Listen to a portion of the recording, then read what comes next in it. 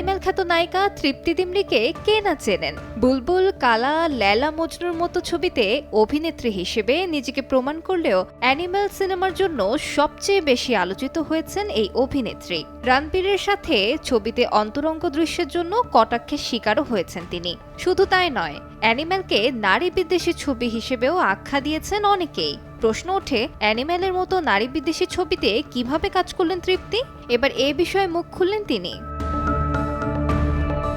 সম্প্রতি ফিল্মফেয়ারকে দেয়া এক সাক্ষাৎকারে তৃপ্তি বলেন, তার চোখে অ্যানিমেল কখনোই নারী বিদ্বেষী ছবি নয়। তৃপ্তি আরও জানান, সিনেমাকে এ ধরনের ট্যাগ দিতে আমি পছন্দ করি না। বুলবুল, কালা করার সময়ও কখনো ভাবিনি আমি কোনো নারীবাদী ছবি করছি। এখন সবাই বড় ছবি করতে চায়, ওই সময়ে বড় সিনেমা পাওয়াটা আমার কাছে অনেক বড় ব্যাপার ছিল।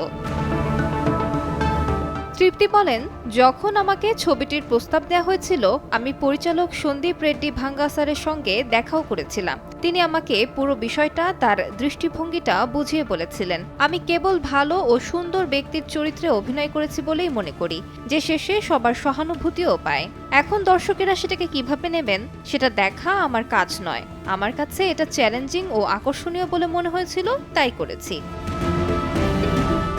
বক্স অফিসে ঝড় তোলা এই অ্যানিমেল ছবি দিয়েই সাধারণ দর্শকের কাছে এতটাই জনপ্রিয়তা পান তৃপ্তি যে IMDb'র জরিপে দীপিকা পাডুকোন, শাহরুখ খানদের পেছনে ফেলে 2024 সালের সবচেয়ে জনপ্রিয় তারকা নির্বাচিত হন তিনি। আলিশা ইসলাম, সময় সংবাদ।